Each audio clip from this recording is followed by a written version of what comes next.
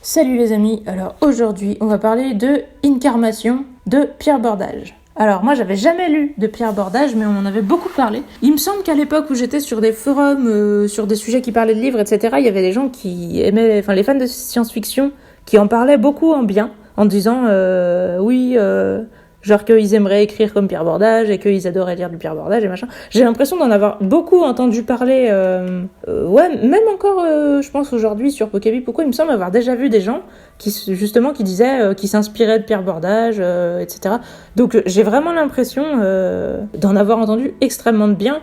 Mais Alcyon, bonjour en passant, puisque tu seras sûrement là, m'avait dit que c'était moyen, qu'il y en avait certains qui étaient bons, mais qu'il y en avait certains qui étaient moyens, et que globalement c'était un peu cucu et que les fins étaient décevantes. Et c'est totalement ce que j'ai pensé là, donc petit spoil. Mais du coup j'avais envie d'essayer, et je me disais quand même, je vais me faire mon propre avis. Donc ça faisait longtemps que je me disais que j'allais lire du Pierre Bordage, et je suis tombée sur celui-là, donc je l'ai pris. Alors le résumé, comment je peux vous résumer ça ? Alors on va avoir le point de vue de plusieurs personnages déjà. Donc on a une fille qui s'appelle Alriane et dont le boulot c'est... En fait elle travaille pour... ils appellent ça Karma Chari ou Karma Kari, je sais pas trop comment on doit le prononcer, moi je veux dire Karma Kari parce que voilà. Donc son taf c'est d'obéir à des gens qui sont censés savoir, alors après comment, etc., la question est là, mais qui sont censés savoir comment les choses doivent se passer. Et donc elle doit protéger le monde tel qu'il est. Tandis qu'en face, il y a des mecs, comment ils s'appellent déjà ? Je m'en rappelle plus. En tout cas, il y a des mecs qui sont chargés de tuer des gens pour que le monde parte en couille. En fait, eux, donc les gens qui sont du côté du karma, du bien, etc., sont là pour que le monde continue à tourner, que les humains continuent à se reproduire et à se multiplier et à vivre, et qu'il y ait toujours de l'humanité et de la vie dans l'univers. Et les autres, dont je me rappelle pas le nom, sont là pour que l'humanité disparaisse et que tout se termine dans le néant. Donc là déjà, moi j'ai un truc à dire, c'est quand même que... Enfin bon, je sais pas si c'est le moment. Non, c'est pas le moment, je vous le dirai après. Donc le résumé. Donc on suit donc cette meuf dont le rôle est soit de protéger contre justement les mecs du mal dont je me souviens pas le nom. Donc elle est envoyée dans différentes époques, dans différentes situations, etc. Et elle doit protéger ces gens-là. À côté de ça, on va suivre un autre mec qui s'appelle Lumik, qui lui... En tout cas, son rôle, c'est de fabriquer des trucs pour les Karmakari. Et ils sont pas mal de mecs comme ça. Par exemple, justement, quand ils vont dans des époques, ils ont besoin d'objets raccords avec l'époque dans laquelle ils vont. Genre, s'ils vont à notre époque, ils auront besoin de téléphone portable. Donc, le rôle de ces mecs, c'est de fabriquer ces objets. Du coup, lui, on va le suivre et on va se rendre compte que dans le monde où il est, donc un monde où sont les êtres comme ça qui veillent sur le karma, il y a aussi des choses bizarres qui se passent et du bordel. Donc, d'un côté... on découvre Alriane qui fait ses missions sur Terre, et d'un autre côté on découvre le monde des mecs qui protègent le karma à travers le point de vue de Lumik. Et on a aussi un troisième perso qui s'appelle Jedou, je crois, qui est aussi un Karmakari, mais qui est un petit peu moins lisse et parfait qu'Alriane. Donc voilà, on va le suivre aussi dans ses missions et on va voir que lui, ce qu'il fait, c'est pas toujours aussi reluisant. Après, peut-être que tous les moyens sont bons pour accomplir sa mission ou peut-être pas. La question est là aussi. En tout cas, voilà, on va suivre ces trois persos. Et donc on découvre comment fonctionnent les mecs qui veillent sur le bon déroulement du karma. Comment ils sont arrivés là, enfin ça, non, je suis même pas sûre qu'on le sache, ça d'ailleurs. Comment fonctionne leur monde, c'est surtout ça, et qui vont gagner entre eux et les mecs du mal, même si c'est un combat perpétuel et qu'on se doute déjà un peu de la réponse, mais bon, voilà. C'est la question, et tel est le résumé, on va dire. Histoire. Comme je vous disais, on va suivre ces trois persos, donc avec trois points de vue différents, deux qui vont dans notre monde, mais à diverses époques. Du coup, ça sera pas toujours pareil, parce que des fois on est dans un futur lointain, des fois dans le passé, etc. Avec Lumik, on est toujours dans le monde du karma. Je vais l'appeler comme ça, parce que je me rappelle plus comment il s'appelle. Et donc tout ça, où il y a une espèce de conspiration des mecs du mal qui réussissent à s'infiltrer chez les mecs du karma et à les corrompre, etc. Et donc évidemment, il va falloir sauver le monde. Du coup, le concept c'est vraiment de dire ça, qu'il y a des êtres qui sont là pour protéger le karma et qui fassent que les choses se déroulent telles qu'elles sont supposées se dérouler, et que, inversement, il y a des mecs qui sont censés mettre des bâtons dans les roues au destin, si je puis dire. Déjà, moi, là-dessus, c'est ce que je voulais dire tout à l'heure, j'ai un léger problème, c'est que, dans mon souvenir, le but, quand même, dans le bouddhisme, en tous les cas, pour moi, le karma, c'est un truc bouddhiste, Alors peut-être que c'est superficiel de ma part de dire ça et qu'il y a plein d'autres religions dans lesquelles le karma existe, et donc certaines peut-être qui ressembleraient plus à ce truc-là. Alors vous allez me dire, on est dans un livre de science-fiction, on n'est pas forcément là pour respecter une religion, mais bon. Bon, bah je vous dis ce que j'ai pensé, après vous en faites ce que vous voulez. Du coup, pour moi, le truc qui me plaît bien justement dans le bouddhisme, et c'est peut-être le problème que j'ai eu avec ce livre-là, c'est que le but, c'est quand même de finir les incarnations, parce que les incarnations, on souffre, et c'est chiant. Et là, du coup, bon, certes, il y a cette histoire de la porte. Dans le fameux Autre Monde, il y a la porte, où c'est l'endroit où tu vas quand t'as fini de faire tes missions, quand t'as rempli tes missions pour le truc du karma. Au bout d'un certain temps, t'as le droit de passer la porte, et là-bas, t'es censé avoir le bonhomme, le bonheur ultime, la récompense ultime, etc. Mais on sait pas trop ce que c'est. Et je vous le dirai, je vous le spoilerai à la fin, mais je suis sûre que vous pouvez déjà vous en douter. En tout cas, moi, j'aurais très bien pu. Donc voilà, et les mecs du mal, moi, j'aurais vraiment aimé en savoir plus sur eux. Malheureusement, on n'en saura pas beaucoup. La plupart, on nous a dit qu'ils parlaient pas, c'est très commode. Et ceux qui parlent, c'est censé être les princes des démons, les préférés du souverain des enfers, de je ne sais quoi. Enfin, bon, ils s'appellent pas vraiment comme ça. Voilà, hein, vous allez me laisser schématiser, je me rappelle plus des noms. Mais bon, du coup, voilà, j'aurais vraiment aimé en savoir plus sur les mecs du mal, et j'aurais aimé que ce soit plus complexe et moins manichéen. Mais bon, vous allez me dire, il est un peu tôt pour râler. Là, t'es censé parler du concept. Bon. Le concept, en fait, moi, ce que j'ai bien aimé, et le début, ce qui est sympa, c'est qu'on est dans un truc qu'on connaît pas, et on a envie de comprendre comment ça fonctionne. Donc au début, on est vraiment en mode découverte de l'univers, découverte du fonctionnement, les règles des persos, qu'est-ce qu'ils ont le droit de faire, qu'est-ce qu'ils n'ont pas le droit de faire, pourquoi ils font ça, comment fonctionne tel truc, comment fonctionnent leurs ennemis, c'est quoi leur organisation, qui sont leurs supérieurs, qu'est-ce que c'est leur genre de mission, quand est-ce que ça s'arrête, tout ça. Au début, on a vraiment envie de comprendre ça, et on est satisfait à ce niveau. Donc le concept c'est pas original, honnêtement. Des gens comme ça qui veillent juste au bon déroulement des événements. J'ai l'impression que ça a déjà été fait des milliards de fois. Mais voilà, il y a ça, il y a des mecs du mal, enfin... C'est vraiment basique sur ce plan-là, c'est juste que l'écriture est vraiment bonne, et on est tout de suite immergé dans un univers qu'on connaît pas, et du coup il y a vraiment le côté exploration d'un nouvel univers qui est cool au début. Mais du coup je déborde vraiment de la catégorie, parce que comme je vous dis, le concept c'est vraiment juste ce truc limite con et cucu, de dire il y a des mecs du bien qui veulent que les choses restent telles qu'elles sont. Donc moi j'ai envie de dire des traditionalistes, et pour moi les traditionalistes c'est pas des mecs du bien. Et il y a les autres qui veulent foutre le monde dans le néant, ce qui n'est pas non plus... je sais pas. C'est un peu... ok, pourquoi pas, hein. Enfin, je veux dire, moi des fois j'ai très envie du néant, donc à la limite j'étais plus de leur côté, j'avais plus de l'empathie pour eux, mais on les verra pas suffisamment, et on n'en saura pas suffisamment pour eux pour vraiment avoir de l'empathie. Je vous le dis tout de suite. En tout cas voilà. Donc 2 trucs très basiques comme ça qui sont opposés. Et notre monde au milieu, avec les humains qui sont là toujours avec leur libre arbitre, etc. Enfin bon, je sais pas, parce que ça parle aussi de prédestination, donc qu'est-ce qu'il y a du libre arbitre ? Non, là j'extrapole peut-être en disant ça, ça montre peut-être mon exaspération plus qu'autre chose. En tout cas, si j'ai quand même l'impression qu'il y en avait, mais enfin, on y reviendra. Mais enfin, en tout cas, le concept de base est vraiment pas folichon. Le déroulement de l'intrigue, il est quand même sympa. Parce que voilà, on a 3 points de vue, on en a 2 qui sont en mission et un qui est au QG, on va dire, hein, pour schématiser. Et du coup, on va voir ceux qui sont en mission se décarcasser, potentiellement pour rien, on va voir pour des objectifs négatifs, vu que le QG est corrompu. Et on va voir ce qui se passe d'un point de vue à un autre, etc. Et, sur ce plan-là, c'est vraiment bien fait. Et d'ailleurs, il y a beaucoup d'actions, les scènes d'action sont vraiment bien décrites. Je vous avais dit, je m'étais plaint des scènes de fusillade dans le livre de Stephen King de l'Institut, et je vous avais dit que globalement les scènes de fusillade dans le livre de Stephen King me faisaient chier. Dans le livre de Pierre Bordage, il y a des scènes de fusillade où je me suis pas du tout fait chier, où j'ai très bien visualisé les scènes et où j'ai trouvé ça stylé. Donc il est possible de faire des fusillades passionnantes, et Pierre Bordage le fait très bien. Mais encore une fois, le problème c'est que le fond de l'histoire est cucu. Mais sinon, c'est extrêmement bien écrit, et les descriptions sont belles et originales. L'univers il est complexe, intéressant. On a vraiment l'impression d'être plongé dans un truc inconnu, et ça, je sais que je l'ai déjà dit, mais c'est vraiment très très bien fait.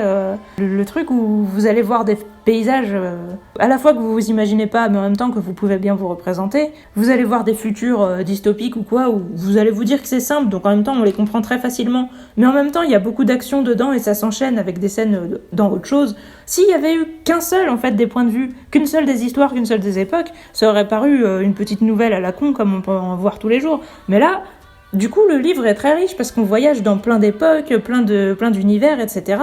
On voit plein de créatures et tout. Et du coup, on a vraiment l'impression que on est émerveillé. Il y a un côté un peu comme si on va à Euro Disney. Vous allez peut-être pas voir ce que je veux dire, mais où on a l'impression qu'il y a plein de couleurs, il y a plein de choses jolies, entre guillemets, en tout cas remarquables à regarder. Et en fait, le fait que ce soit manichéen, ça aide aussi justement à ce qu'on a l'impression de tout comprendre facilement. Et du coup, on peut très vite passer au suivant et être toujours dans l'admiration. Il y a un côté très, justement, très déballage de jouets aussi. Vous avez peut-être trouvé que mes métaphores sont bizarres, mais pour le côté où on accumule en fait. On a vu plein de trucs bien, on a envie d'en voir encore plus, et donc on court, on déballe, on regarde tout, on est content de comparer les choses, de voir les différences et tout. Mais en fin de compte, justement, à la fin, ça va rester des jouets, et ça va rester des trucs basiques, simples, et qui mènent pas à grand-chose. Enfin, en tout cas, moi, c'est vraiment l'impression que ça va donner. Mais du coup, le déroulement de l'intrigue, il est bien, parce que, justement, il est bien, tout en étant extrêmement basique. On peut pas faire plus basique. Il y a vraiment la situation initiale, en mode, vous suivez des persos qui sont en train de faire des missions, qui sont des missions de leur quotidien, et après, vous allez apprendre que, soudainement, il y a des mecs du mal qui se sont glissés chez les dirigeants du truc du karma, et qui les ont corrompus, et qui font que maintenant les mecs qui accomplissent des missions font potentiellement des missions pour se détruire eux-mêmes. Et donc là, vous êtes en mode révélation de ouf Gueudin, il faut régler le problème, et qu'est-ce qui va se passer, machin, et c'est quoi le plan des mecs du mal pour arriver à anéantir l'humanité, est-ce qu'on va arriver à les arrêter, etc. Donc il y a vraiment situation initiale, éléments perturbateurs, et après comment ça va se résoudre. Mais c'est bien fait, parce que tout le long, vous allez être en mode je veux voir la suite, et sur le plan de l'action, etc., vous allez être satisfait. Le truc, c'est que quand on y réfléchit, tout ce qui se passe est extrêmement prévisible, et du coup, après coup, ça me laisse un espèce d'arrière-goût de j'aurais très bien pu y penser moi-même, en fait, donc à quoi ça m'avance d'avoir lu ça ? J'ai l'impression d'avoir été dans l'imagination d'un enfant de 5 ans qui jouait avec des Playmobil ou quoi, mais qui avait juste les bons mots pour mettre son truc en forme où ça a l'air extrêmement stylé, mais c'était plus un emballage qu'un fond, quoi. Mais bon, je vous dis, je déborde extrêmement et je parle de tout alors que je suis dans mes catégories du début. La fin, j'y reviendrai. Donc les personnages, non. En fait, ils sont extrêmement basiques. Je vous ai dit, Alriane, c'est la meuf parfaite. Enfin, parfaite. Est-ce que c'est le mot ? Non, c'est une meuf qui accomplit ses missions, qui se pose pas plus de questions que ça. Elle sait qu'elle est dans le bien, elle sait qu'elle veut toujours sauver les gens, mais si jamais on lui dit qu'il faut tuer quelqu'un et que c'est pour le bien de l'humanité, elle va le faire, mais elle va se poser des questions et ça va lui être pénible. Ça vous donne des idées quand même. C'est la meuf, mais je vous dis, l'héroïne de base, à 2000%. Donc, c'en est relativement énervant. À côté, Lumik, c'est le mec frêle, peureux, etc., mais qui va tout le temps se dépasser, et qui du coup va devenir super balèze, alors qu'à l'origine ça se voyait pas du tout. Donc c'est aussi extrêmement basique, mais c'est un cliché un petit peu moins énervant déjà, donc perso je l'ai bien aimé, même si voilà, je vous dis, c'est extrêmement basique, quoi. Jedou, c'était le perso le plus ambigu, qui est amoureux d'Alriane et qui a fait une crasse, il a fait en sorte que l'amoureux d'origine de Alriane, parce qu'elle a un amoureux fou, Elakim, elle dit que ils s'aiment depuis super longtemps, limite ils ont toujours été destinés l'un à l'autre, machin, il y a tout un délire autour de leur amour, et Jedou a fait en sorte que Elakim soit puni et recondamné à s'incarner depuis le début, parce que c'est ça la punition qu'ils reçoivent s'ils accomplissent mal leur mission, s'ils échouent leur mission. Et donc il a été condamné à ça sur une dénonciation de Jedou, qui a fait ça pour que Alriane soit toute seule et qu'il puisse l'avoir pour lui. Donc voilà, et dans ses missions c'est pareil, il hésite pas à buter des gens, pour protéger une personne précise, il va pas hésiter à tuer toutes celles qui seront sur son chemin, ou... c'est un peu le côté opposé où il va peut-être faire un truc pour le bien, mais il va le faire d'une manière où c'est totalement discutable. Donc, moi, il m'intéressait plus comme perso. Malheureusement, jamais il va être intéressant et sa fin est totalement prévisible et bisounours. Vous allez me dire que je spoil, mais bon, il vaut mieux le dire tout de suite. Donc les personnages, pour moi, c'est un gros point négatif. Réellement, les personnages, pour moi, ils étaient vides. C'était des Playmobil, quoi. C'est genre, vous essayez de les regarder bouger et d'y croire, mais vous vous rendez bien compte que leurs articulations sont toutes droites et que leurs visages sont tous figés. Et voilà, vous n'arrivez pas à vous dire que c'est autre chose que des personnages, parce qu'ils sont vides, vraiment. Donc pour moi, les personnages, c'est vraiment un point négatif. L'apparence, Jedou, je vois très bien qu'il est roux. Alriane, il me semble vraiment qu'elle est blonde et tout, en mode... la meuf aussi parfaite physiquement. Donc aussi, les apparences étaient bien décrites. Et d'ailleurs, on a des persos un peu non humains aussi qui sont décrits. Et ils ont des apparences rigolotes, assez sympas. que j'ai bien aimé. Donc, et j'ai bien aimé aussi les descriptions des méchants dont je me rappelle pas le nom, où on dit qu'au départ ils ont l'air humains, mais on a l'impression qu'ils ont une espèce d'enveloppe, comme s'il y avait quelque chose qui allait pas sur eux, enfin quelque chose qui était pas coordonné avec le reste, et que quand tu les tues, ou quand tu faillis les tuer, tu vois que soudainement ils ont les yeux qui deviennent rouges, etc. Ça c'était pas mal. Donc vraiment les descriptions étaient stylées, que ce soit les descriptions des lieux ou des persos. Mais les personnalités, il y en a pas. Ils ont pas de personnalité, sincèrement. Leurs personnalités servent juste l'histoire.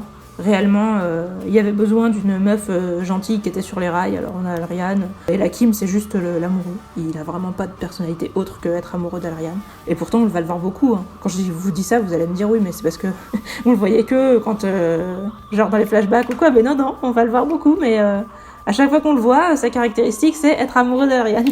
Et Jedou, sa caractéristique, c'est d'être jaloux et d'être un mec relativement sympa, mais qui devient un connard à cause de sa jalousie.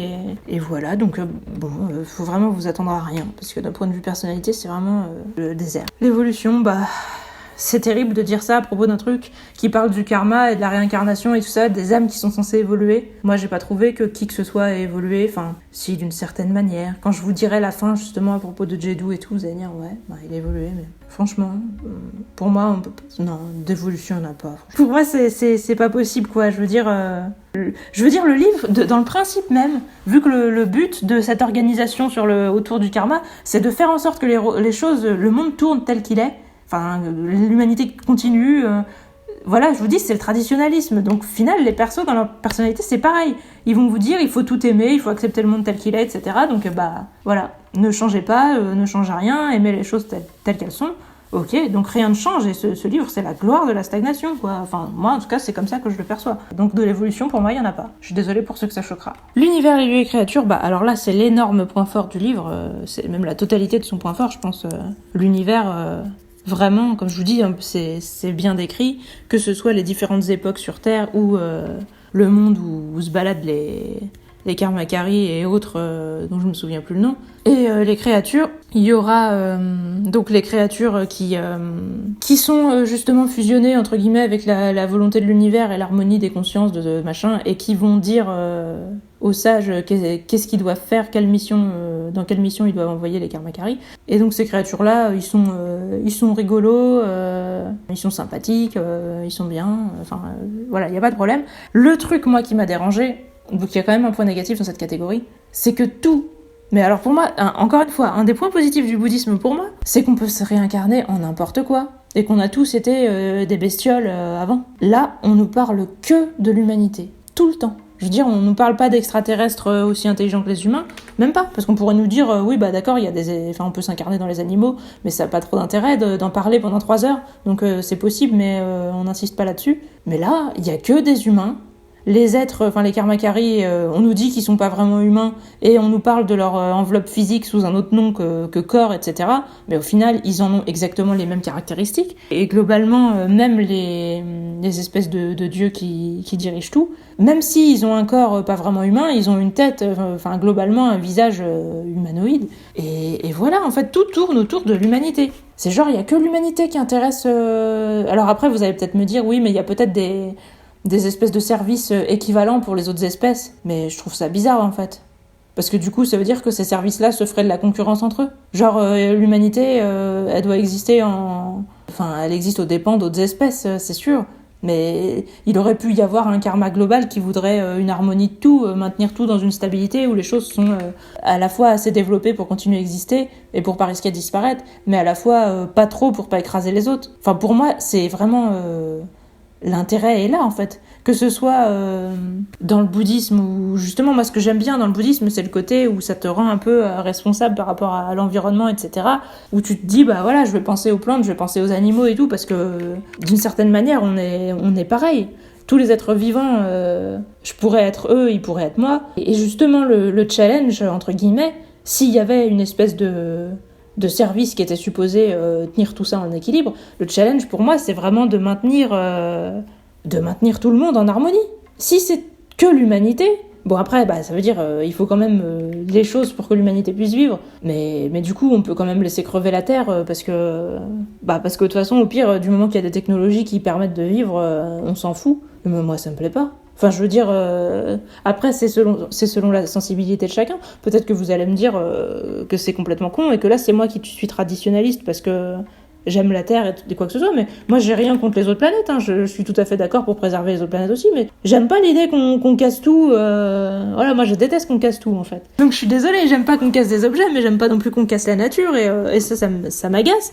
Et là on s'en fout totalement, cette problématique-là n'existe pas. On nous parle jamais des autres espèces, que ce soit je vous dis, des extraterrestres intelligents, etc., mais on nous parle pas des animaux, on nous parle pas des insectes, machin. On nous dit pas que Bidule El Hakim, quand il est censé recommencer ses incarnations à zéro, il reprend sa vie dans un homme préhistorique, il reprend pas sa vie dans un acarien. Moi je suis désolée, non. Alors après, ouais, vous allez me dire c'est un choix de l'auteur, pour lui, voilà, les humains ils s'incarnent qu'en humains, et avant, après leur mort, ils seront toujours humanoïdes, etc. Mais moi ça me désole parce que je trouve ça extrêmement appauvrissant.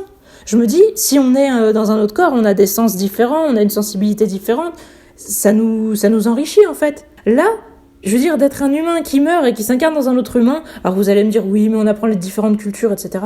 Mais les différentes cultures, on peut déjà les apprendre de notre vivant actuellement. Vous avez vraiment besoin, vous, de vous réincarner pour comprendre comment pensent les Asiatiques ou je sais pas quoi? D'accord, vous avez peut-être besoin de vous réincarner pour savoir comment pense un homme préhistorique, mais je veux dire, c'est quand même vachement limité, quoi. J'ai l'impression que c'est comme si on me disait que oui, je pouvais voyager, mais seulement en France. Enfin, vous voyez ce que je veux dire là. Et le livre se prétend tellement, tellement en mode oui, on englobe une fresque immense de l'humanité, de machin. Enfin, je veux dire, il se la pète tellement en fait que moi j'ai du mal. Je me dis, j'ai l'impression que c'est comme si tu me disais oui, moi j'ai voyagé dans le monde entier de mon immeuble. Ouais, bah, je sais pas, moi je trouve pas ça épique quoi. L'humanité c'est tout. Enfin, vraiment, ça manque de formes de vie extraterrestres et de s'intéresser aux autres formes de vie de notre planète, en fait, déjà. Donc ça, moi, ça m'a vraiment saoulée. Et ça me donne pas envie de lire d'autres livres de cet auteur, parce que de triper à ce point sur l'humanité... Bon, après, du coup, moi, j'ai un peu le problème inverse, j'aime pas l'humanité. Alors vous allez me dire, bah oui, mais bon, tu lis des livres, ils sont forcément écrits par des humains. Je sais, j'en ai totalement conscience, mais je veux dire, ce que j'aime dans l'humanité, je pense justement, c'est son côté méta, en fait. C'est le fait qu'elle soit capable de se demander ce que pensent les autres espèces et d'essayer de se mettre à leur place, etc. Vraiment, ce que j'aime dans l'humanité, voilà, c'est ce côté protéiforme, justement, embryonnaire, où t'as l'impression que tu peux aller un peu vers tout. Et pour moi, c'est un peu un objectif, un idéal ou quelque chose comme ça. Et du coup, un humain qui se complaît dans le fait d'être humain et qui pose vraiment des bornes autour, qui définit ce que c'est qu'être humain et qui se vante d'être comme ça de toute éternité, bah pour moi, justement, il enlève ce qu'il y a d'intéressant dans l'humanité. Vraiment, hein, parce que pour moi... ce qui est intéressant, c'est vraiment ça, c'est de se dire que qu'on a cette envie justement d'aller toujours vers l'autre, vers l'ailleurs, vers la différence, etc. Et de comprendre ce qui est pas comme nous. Et du coup, de se dire, on va se réincarner en humain et triper sur le fait d'éternellement pouvoir se réincarner en humain et que les humains continuent de se reproduire pour qu'on puisse à nouveau se réincarner en humain. Moi, j'ai l'impression que tu me dis, et tu seras enfermé dans une cage de toute éternité, tu verras jamais qu'un seul mur gris, avec toujours les mêmes pierres, dans le même ordre, etc. Et réjouis-toi, parce que ça sera pour toujours. Ça me donne plutôt envie de hurler. Donc voilà, pour moi, c'est vraiment un point négatif. Logique et cohésion, j'ai pas l'impression ni qu'il y en ait pas, ni qu'il y en ait. Pour moi, c'est un peu hors de propos. J'ai l'impression que le livre a pas essayé. Les persos sont pas spécialement illogiques. Et ce qui leur arrive, c'est pas choquant. Mais c'est pas non plus probable. Vous allez avoir des persos qui vont être des connards, mais où vous le verrez pas dès le début. Enfin, des persos qui vont se révéler être des méchants alors qu'ils s'étaient cachés dans le rôle d'un gentil, des trucs comme ça. Mais en fait, c'est relativement prévisible, encore une fois. Et après, le problème, c'est que le livre, il est vraiment... Enfin, vous oublierez... Moi, en tout cas, j'ai vraiment eu ce problème que j'ai pas pu oublier que c'était un livre. Les persos, j'ai trouvé qu'ils étaient juste là pour jouer des rôles et pas par rapport à leur propre logique. Du coup, même leur logique à eux, je l'ai pas trouvé très crédible. Parce que, justement, y a des persos que vous allez vous voir vous se comporter comme des connards, et j'ai l'impression que ça n'avait un intérêt que parce que vous vous dites « Oh mon Dieu, on leur avait fait confiance jusqu'ici, et puis en fait, ils nous ont menti, et machin. » Mais en fait, quand eux, tu réfléchis à ce qu'ils sont en train de faire et pourquoi ils le font, ça paraît juste con. Non, pour moi, logique et cohésion, c'est pas... Après, voilà, vous pouvez vous dire « Oui, mais y a justement le fonctionnement de se dire comment ça marche, l'espèce d'institut de gens qui veillent sur le karma, la hiérarchie là-dedans, comment c'est organisé, leurs missions, comment elles sont attribuées et tout ça. Mais enfin, ça vole pas super haut non plus. Et puis sur le camp adverse, on saura quasiment rien. Donc ouais, non, pour moi, logique et cohésion, c'est vraiment pas un point fort du tout. Mystère et découverte, là il y en a, parce qu'il y a tout le temps le côté, justement, où vous vous demandez à qui vous pouvez vous fier. Et puis comme on découvre, je vous disais, toujours des nouvelles époques, et on se demande qu'est-ce qu'ils vont faire les méchants, comment ils vont essayer d'anéantir l'humanité, et comment ça se fait que les gens vont pas le voir venir, etc. Je vais quand même en parler parce que du coup, le plan pour anéantir l'humanité, c'est par rapport à la technologie. Je vous en dirai pas plus, mais du coup, encore une fois, c'est très prévisible. Ça a l'air très manichéen, ça fait très... regardez, la technologie c'est mal. Tout ça, ça m'a vraiment saoulée.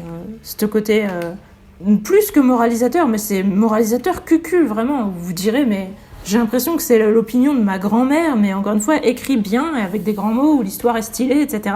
Mais ça reste l'opinion de ma grand-mère. Mystère et découverte, du coup, oui, il y en a, parce que il y a vraiment le côté exploration. Mais on va nous faire aussi tout un speech sur l'exploration de soi-même, où les persos vont essayer de voir jusqu'où ils vont aller, il faut qu'ils aient une âme pure et machin, ils vont découvrir si leur âme est vraiment pure, etc.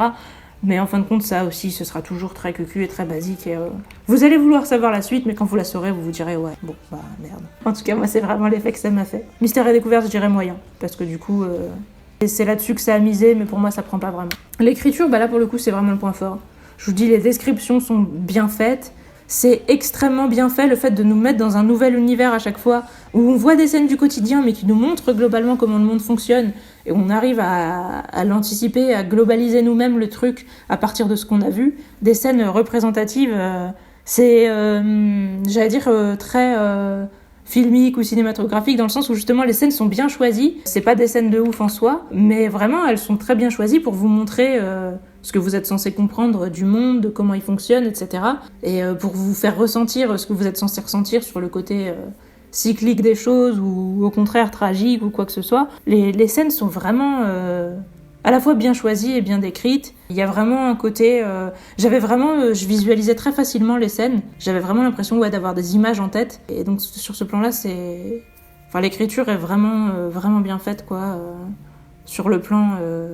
description, imagination et choix des scènes à décrire. Donc poésie, contemplation, il y en a peut-être un peu parce que justement dans le côté multiples incarnations, quand vous allez voir l'amour d'Elakim et Alriane qui survit aux incarnations, machin, tout ça. Et puis même dans les descriptions de certains univers, il y en a un peu, mais c'est pas vraiment ça qui est bon dans l'écriture. C'est vraiment le côté image, au niveau... Vraiment, où vous avez l'impression d'avoir un film qui est en train de se passer dans votre tête. Enfin, en tout cas, moi, c'est vraiment l'impression que ça m'a fait. Donc, je suis pas sûre que ce soit vraiment de la poésie. Mais il y a peut-être des côtés un peu poétiques, mais poétiques naïfs, encore une fois, et poétiques pas foufou. Hein, mais ouais, peut-être un peu. En tout cas, contemplation, ça me paraît pas déconnant, parce que il y a tellement le côté ambitieux du truc qui fait que on va vouloir vous montrer des mondes dans la globalité, ou des incarnations dans la globalité ou quoi. Ou du coup, il y en a un petit peu. Après, est-ce qu'elle est bien foutue ou quoi, à vous de juger. Suspense et action, il y en a beaucoup. Voilà, je vous dis, il y a les êtres méchants là qui aussi se font passer pour des gens, et il faut essayer de découvrir qui ils sont, et parce que il faut essayer de les buter eux et d'éviter de buter des humains, même si vous n'allez pas avoir un problème si vous butez des humains. Comme l'a prouvé Jedou, vous pouvez le faire, il vaut mieux pas, mais vous pouvez le faire. Ouais, il va y avoir plein de scènes quand même où tout le monde va se foutre sur la gueule dans tous les sens, donc du suspense et de l'action, il y en a. Faut pas vous attendre à ce que les choses soient imprévisibles, encore une fois, mais il y en a, et c'est encore une fois extrêmement bien décrit. Je vous parlais des fusillades ou quoi. Le problème, il y a éventuellement un problème. Pour moi, c'était un point positif, mais pour certaines personnes, ça pourrait ne pas en être un. C'est que vous avez une impression d'arrêt sur image. Donc peut-être que vous allez me dire que c'est plus réaliste d'écrire un truc confus, comme dans les romans de Stephen King, où vous avez du mal à vous dire, attends, mais qui a tiré sur qui? Mais là, c'était qui là-bas et tout? Mais j'ai pas compris. Parce que dans la réalité, quand ça tire dans tous les sens, je suis pas sûre qu'on comprenne bien ce qui se passe. Là, vous avez le perso qui va se dire, oui, j'ai repensé à toute ma vie et j'ai vu défiler toutes les fois où j'ai vu mon amoureuse devant mes yeux, etc., quand j'ai pressé la détente. Donc, sur ce plan-là, vous allez dire, oui, mais c'est pas réaliste. Mais par contre, encore une fois, c'est vachement cinématographique. Vous voyez bien les flashbacks du mec dans sa tête avant qu'il presse la détente, etc. Du coup, vous avez bien le temps de comprendre à la fois ce qu'il fait et à la fois pourquoi il le fait. Et éventuellement, pareil pour les mecs en face, parce que ça dépend, parce que les méchants, comme je vous disais, on les voit pas beaucoup, on sait pas trop ce qu'ils font et pourquoi ils le font. Mais en tout cas, on voit quand même les points de vue de plusieurs personnes, donc on comprend ce qui se passe. Et on a le temps de se dire... Quelqu'un, quand on a essayé de lui tirer dessus, il a eu le temps de voir le regard de la personne en face, de se demander pourquoi il avait tiré, de se sentir trahi, etc. Mais du coup, vu qu'il y a des émotions constamment par rapport à tout, et que les persos vous décrivent leurs pensées, etc., entre les actions, bah moi j'avais totalement la sensation de visualiser tout de A jusqu'à Z. Donc j'ai vraiment pris mon pied à ce niveau-là où j'ai pas du tout eu cette impression de flou, de bordel, etc. Mais vous allez peut-être me dire, oui, voilà, c'est peut-être pas totalement réaliste de se dire que t'as vu toute ta vie défiler devant tes yeux. Je caricature, mais c'est un peu l'idée, quoi. Avant de tirer, si c'était réellement le cas, peut-être que tu te serais fait tuer depuis longtemps, en fait. En tout cas, à lire, c'était beaucoup plus commode. Et voilà, moi, ça m'a permis de tout visualiser. Et j'ai beaucoup aimé, justement, comment étaient décrites les scènes d'action, comment les pensées étaient intégrées, justement, dans l'action, pour me permettre, moi, à la fois de me les représenter, de les ressentir, et d'avoir l'impression, justement, de vivre un truc, et pas juste qu'il s'est passé du bordel, et après de voir les conséquences, quoi. Donc pour moi, le suspense et action, ça c'est plutôt un point positif. Dialogue, j'en ai quasiment aucun souvenir, donc je crois pas qu'il y avait de qualité particulière. Vraiment pas. Ni en crédibilité et réalisme, ni en originalité côté marquant.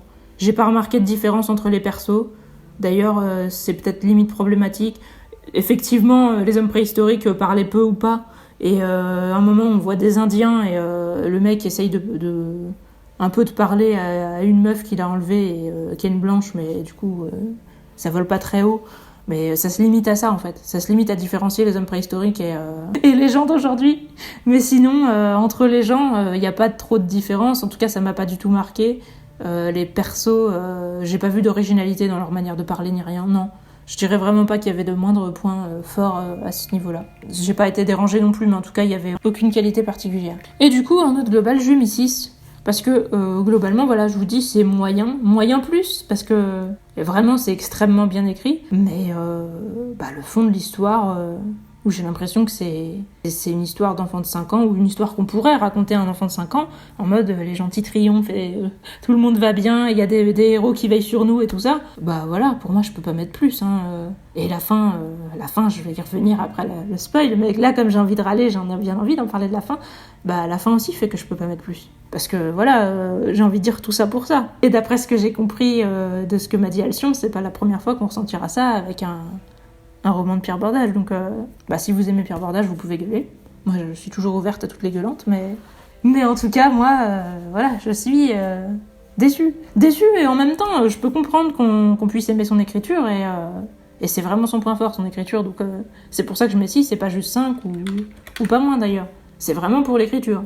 Mais l'histoire, à part être ambitieuse, sur le fond, c'est celle du néant intersidéral. Enfin, je vous dis, c'est gamin. Vraiment, je suis désolée d'employer ce mot, parce que moi je déteste qu'on l'emploie, mais là, je vois pas comment on peut dire ça autrement, quoi.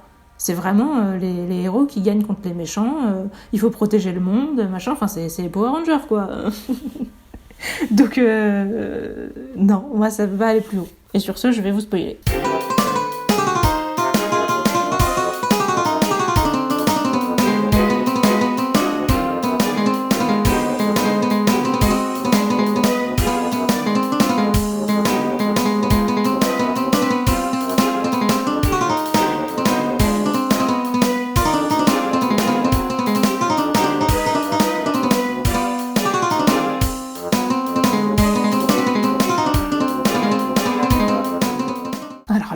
Figurez-vous, Lumic va devenir un des êtres ultimes qui ont conscience de toutes les consciences de l'humanité et qui comprennent pourquoi les choses sont telles qu'elles sont, etc.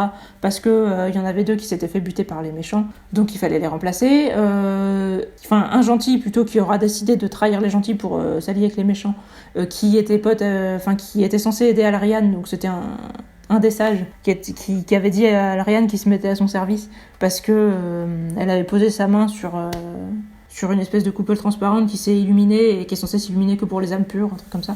Donc il s'est mis à son service, mais en fait après il l'a trahi, et donc il s'est servi du fait que Alariane avait un contact avec Lumic qui s'est transformé en être divin, dont je me souviens pas le nom, pour du coup buter l'être ultime originel, enfin le dernier des 3 qui restait. Je me rappelle pas son nom, mais ils ont des noms très compliqués, hein. Du coup, et Lumic arrive à se sauver. Bon, Lumic il s'appelle plus Lumic, mais moi je me rappelle plus du nom qu'il prend après, donc je vais continuer de l'appeler Lumic. Du coup voilà, trahison, révélation de Violin, ce mec n'était pas sympa. Ouais, je pense qu'on pouvait vraiment le voir venir, hein, mais bon voilà. Pendant ce temps-là, donc il y a la dystopie. la dystopie que j'essayais de me retenir de vous spoiler avant, parce que c'est la dystopie où la technologie va mener l'humanité à sa perte, donc où on greffe des puces à tout le monde. Ben, enfin, on peut s'en douter que c'est... Enfin, je veux dire, à partir du moment où on voit ce monde-là, on se doute bien qu'il va y avoir un problème avec les puces, sinon on nous en parlerait pas. C'est tellement cliché, encore une fois, mais bon, c'est bien décrit, donc sur le moment, vous vous dites oui, pourquoi pas.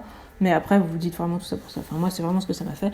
Donc, les puces. Tout le monde se fait greffer des puces. Et pour finir, ceux qui ont refusé qu'on leur greffe des puces se font chasser par ceux qui ont des puces. En mode, de toute façon, vous avez pas de puces, donc vous êtes pas des vrais humains, vous êtes pas enregistrés sur la base de données centrale, etc. Donc on peut vous buter, ça fait pas de différence. Donc on va quand même se dire, mais non, mais ça fait pas de différence, d'accord, mais pourquoi les gens deviennent tous des meurtriers psychopathes du jour au lendemain ? Alors évidemment, on va nous dire après, c'est une suggestion justement qui leur a été implantée par la puce. Parce qu'on croise un mec qui va nous dire, ouais, j'ai l'impression d'entendre des voix dans ma tête, j'essaye de pas céder, mais ça me fait bizarre et tout. Donc on comprend effectivement que la puce est responsable du fait que la moitié voire les 3/4 de l'humanité se sont transformés en psychopathes. Donc on suit la réincarnation d'Elakim qui essaye de survivre dans ce monde-là. Au bout d'un moment, Elriane, par le biais de l'Umic, va apprendre qu'il y a une anomalie pile à cette époque-là, donc il faut qu'elle y aille avec Jedhu et je sais plus qui d'autre, pour essayer de résoudre le problème. Donc ils comprennent que les méchants ont décidé en fait de détruire l'humanité par rapport à enfin justement servant de la puce, donc ça c'était prévisible. Mais du coup ils savent pas encore où sont les méchants et comment ils vont s'y prendre et qu'est-ce qu'ils vont faire. Et donc ils vont à une espèce de réunion des chefs d'entreprise de ceux qui ont créé la puce avec les chefs d'État des pays, etc. Ils essayent de s'incruster là-dedans. Là-dedans, ils découvrent que le moyen de détruire l'humanité, c'était que la puce allait dire à tout le monde de se suicider et qu'ils allaient être obligés de le faire. On ne sait pas du tout comment ça se fait que... Avant le fait de tuer des gens et tout, c'était une petite suggestion comme ça où ils arrivaient à résister. Mais là, ça va être une suggestion où ils pourront vraiment pas résister. Bon, admettons, hein, c'est la technologie, mais encore une fois, c'est une technologie qui fait plus magie que technologie et qui fait vachement cliché, quoi. C'est comme toutes les histoires où c'est les IA qui veulent détruire l'humanité, et on se dit, ouais, ça paraît juste pas du tout réaliste, mais ok. Donc là, en fin de compte, je crois que c'est les chefs d'État des pays, mais pas de tous les pays. Je me souviens plus lesquels précisément qui ont été remplacés par des méchants qui comptaient donc demander à l'humanité de se suicider. Donc ils arrivent à les arrêter, etc. Machin, blabla, tout le monde rentre chez lui, tout va bien se passer. Le complot a été résolu. Ils arrivent à buter les méchants, et en plus c'était les fils du démon des enfers, des abîmes, de machin, donc c'était ses démons préférés, donc les plus forts, donc c'est bien de les avoir butés, même s'ils vont sûrement repop, hein, vu qu'apparemment tout ça est censé se passer de toute éternité, donc en tout cas ils ont résolu ce truc, et donc après ils remontent dans leur monde, etc., tout va bien, et Elriane va arriver devant la fameuse porte et elle va parler donc à l'Umic transformé qui est devenu un illuminé qui connaît tout, parce qu'elle elle apprend entre temps, oui c'est ça, je voulais vous parler de la fin de Jedhu. Jedhu donc était amoureux d'Elriane et qui avait envoyé Elakim se réincarner, mais malheureusement pour lui, non seulement Elriane est restée amoureuse de lui aussi est resté amoureux d'elle, mais en plus elle l'a recroisé dans ses missions. Elle est en mission de la préhistoire, elle a réussi à coucher avec Elakim, alors qu'ils pouvaient même pas se parler, vu que le mec était un homme préhistorique. Mais elle l'a reconnu en couchant avec lui. Alors ça, je me suis dit, ça c'est bien encore une idée de mec, mais vous allez pouvoir me dire dans les commentaires, oui, c'est scandaleux ce que tu dis, parce que même si on est des mecs, on n'est pas aussi cons et aussi naïfs, mais... Enfin, excusez-moi d'insulter à ce point Pierre Bordage, mais quand même, l'idée de dire, oui... on pouvait pas se parler, mais quand il a couché avec moi, je l'ai reconnu parce que personne d'autre ne pouvait être comme ça, aussi tendre et machin. Non mais sérieux quoi. Je veux dire, l'idée de reconnaître un mec sur des milliards d'âmes qui peuvent être n'importe où, etc.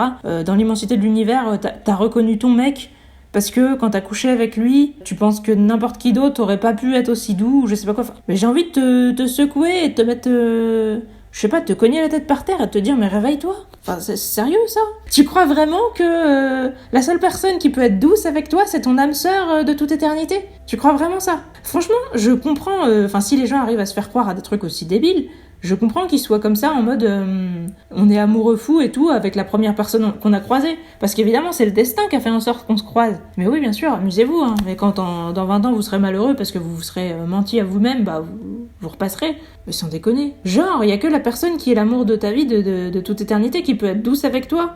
Ou alors, je sais que vous allez me dire, mais non, mais c'est pas ça. C'était cette douceur particulière et... vous comprenez pas, parce que c'est sûrement parce que t'es autiste, mais en fait, les gens, quand ils te touchent ou quoi, ils ont une manière précise de te toucher, machin. Encore une fois, même si c'était vrai, ça vient de ta vie, ça vient de ton corps. Donc avec la réincarnation, il n'y a aucune raison que ça reste, bordel. Alors tu vas me dire, oui, mais tu casses tout le délire, justement, l'amour, machin. Mais putain, mais le bordel de la réincarnation, c'est justement de se réinitialiser. Si l'amour reste, c'est de la triche, ça contre le truc. Enfin voilà, l'amour, moi aussi j'aime bien, hein, j'ai pas de problème avec l'amour, donc... Mais il y a des limites à la naïveté, et je trouve que justement, ce qui rend les choses précieuses et intéressantes, c'est de les confronter aux vraies difficultés de la vie. Si vous croyez vraiment que l'amour survit à la mort et à la réincarnation, etc., bah c'est bon, on est dans un monde de bisounours, il n'y a plus à se prendre la tête, tout le monde n'a plus qu'à être heureux, t'as qu'à attendre que ton destin se réalise et plus rien, enfin je sais pas, mais de toute façon, tout ce livre, il arrête pas de te dire et de te faire comprendre plus ou moins explicitement qu'il y aura toujours des occasions. C'est ça, je crois que c'est ça qui m'énerve le plus. C'est que dans des scènes, par exemple, on vous dit que les karmakaris, s'ils échouent, ils vont recommencer leur réincarnation, etc. Ça paraît super injuste. On est d'accord. Genre, ils sont punis parce qu'ils ont échoué, mais c'est pas forcément de leur faute s'ils ont échoué. Ils ont peut-être quand même fait de leur mieux et tout, donc merde, quoi. Mais après, on va te dire, oui, mais en fait, il y a forcément une occasion qui va se présenter à toi, et ce que t'es censé faire, alors encore une fois, moi, je vois le libre arbitre là-dedans, mais peut-être que je me trompe. Ce que t'es censé faire, c'est avoir le courage de la saisir. Mais moi, je trouve ça horrible d'avoir une vision du monde comme celle-là. Parce que ça veut dire que si t'as raté, c'est de ta faute. T'as eu l'occasion, mais tu l'as pas saisie. Moi, sérieux, ça me scandalise, ça me donne envie de foutre des coups d'entendre quelqu'un dire ça. Que vraiment, chacun de nous, tout ce qui va pas dans notre vie, on en est responsable. Mais les gens qui pensent comme ça, j'ai vraiment envie de les buter. Donc sincèrement, moi, je ne peux pas accepter ce genre de truc. Et là, c'est vraiment ça. T'as là leur amour à eux, il est de toute éternité, tu peux te réincarner, tu peux être un homme préhistorique, etc. Ta douceur, etc.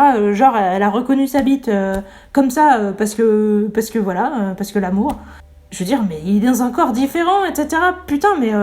Puis lui, il la voit dans ses rêves, dans toutes ses vies. Vous avez déjà entendu ça, vous ? Quelqu'un qui voit la meuf je sais pas, enfin, une meuf dans ses rêves, dans toute sa vie.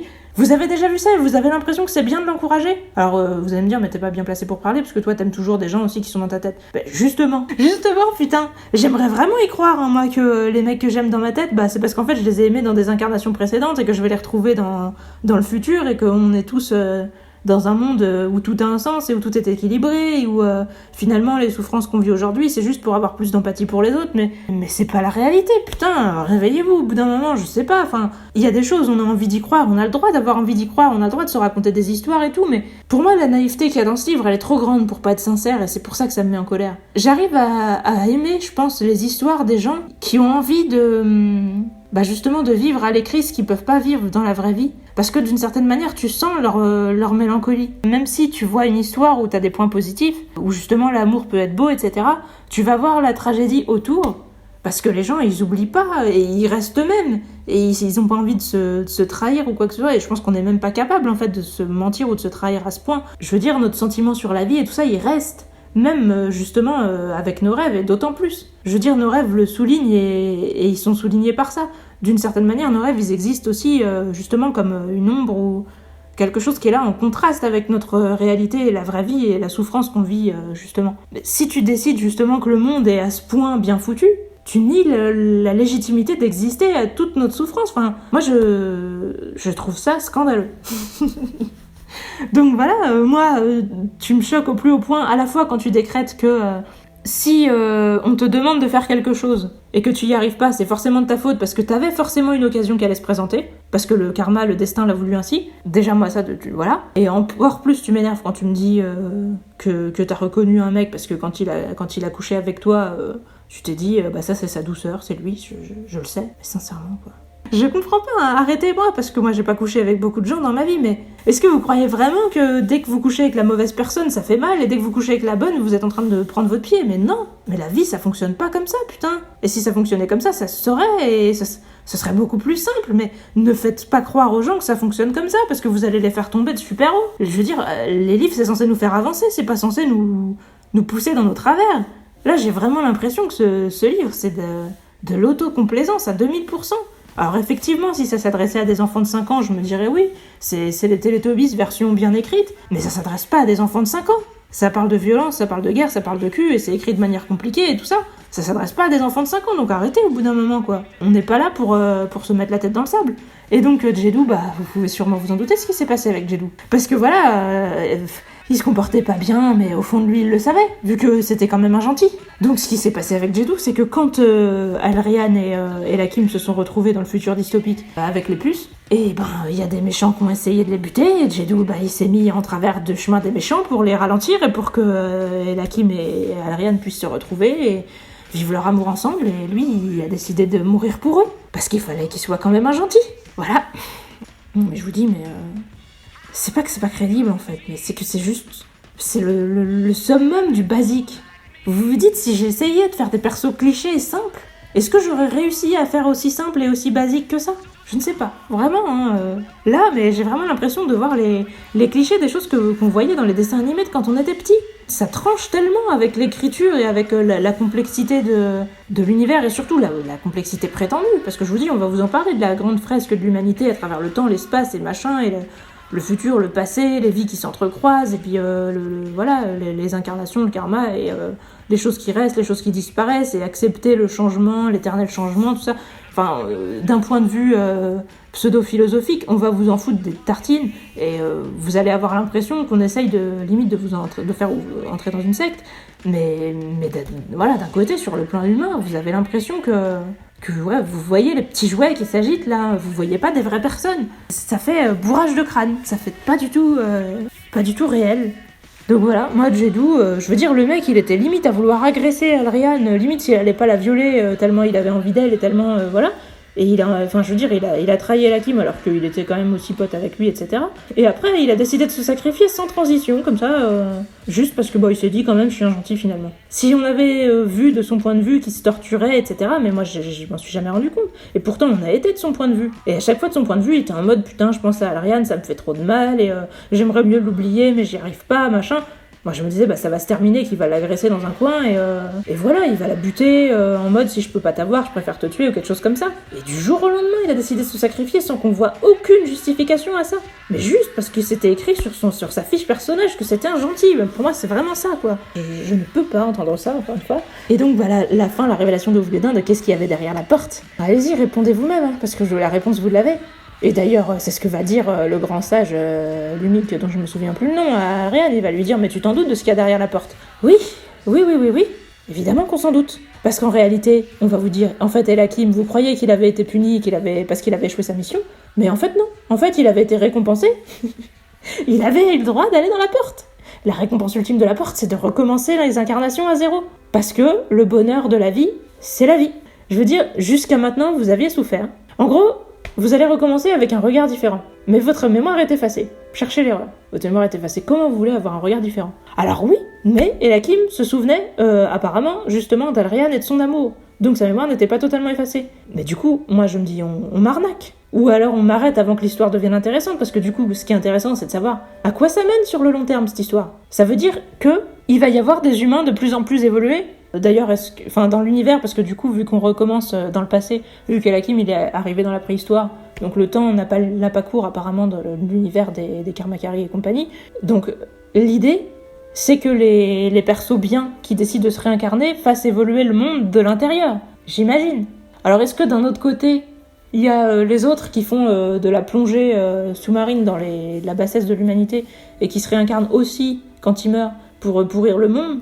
Et que du coup ça s'équilibre quand même, et que ça fait que en gros il y a certaines personnes, mais alors si c'est comme ça, ça veut dire que ça va creuser les inégalités entre les gentils et les méchants. Enfin je veux dire, il y a des âmes qui vont devenir de plus en plus toutes noires et des âmes qui vont devenir de plus en plus toutes blanches.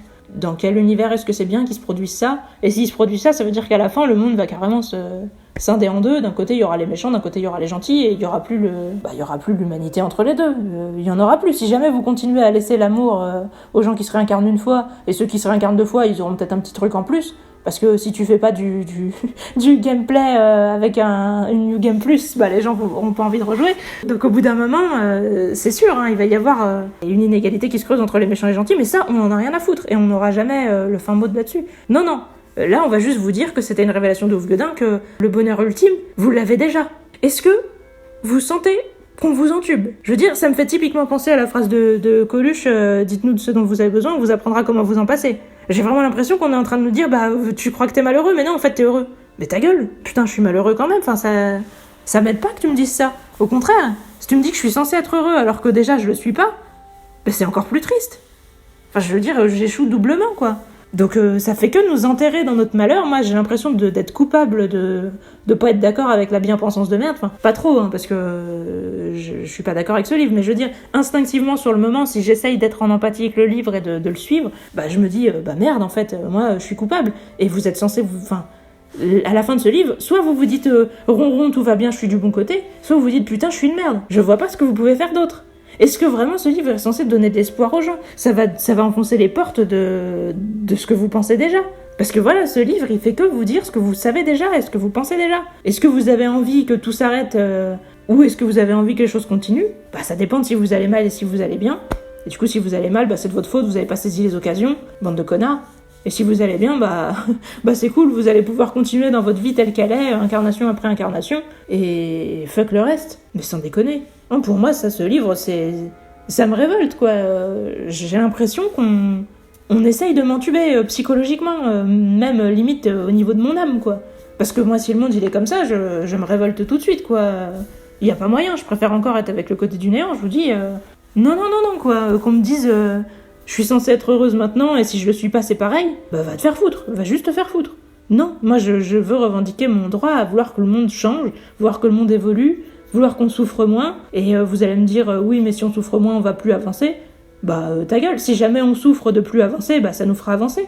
Mais en tout cas, les souffrances d'aujourd'hui, moi j'ai envie d'avoir le droit de les supprimer. Vous allez pas me dire, oui, mais il faut que tu acceptes l'équilibre de je sais pas quoi. Non, j'accepte rien du tout, putain. Je sais pas, moi, vous êtes quelle bande de connards, d'égoïstes pour pas comprendre que il y a des choses intolérables et les gens sont pas responsables du fait qu'ils vivent des choses intolérables. Je veux dire, il faut vraiment être une putain d'autruche pour se rendre compte, enfin pour croire qu'il y a une putain de justice dans ce monde, quoi. Vous allez vous dire, oui, t'es vraiment énervé. Bah oui, je suis vraiment énervé.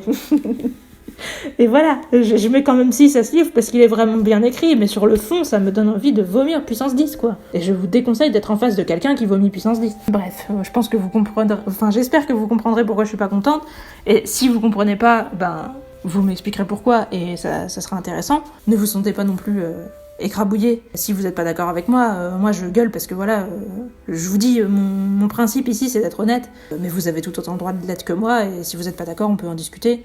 Au pire, on finira par être d'accord sur le fait qu'on est en désaccord, mais en tous les cas, ça vaut la peine d'essayer d'en parler avant, pour au moins se comprendre. À moins que vous ayez l'impression que se comprendre, c'est pas quelque chose d'intéressant dans le monde, faites ce que vous voulez. Mais en tout cas, moi, essayer de comprendre les gens, ça m'intéresse. Donc, si vous pensez pas comme moi, j'ai envie de vous comprendre, même si j'ai pas envie de partager votre point de vue. Et donc, si vous avez envie d'en parler, je suis tout à fait ouverte à la discussion. Voilà, sur ce, je vais essayer de vous redire ma phrase, parce que je me souviens que j'ai oublié de la dire la dernière fois. Donc n'hésitez pas à dire ce que vous pensez, sauf si c'est de la merde. Et sur ce, je vous dis à la prochaine.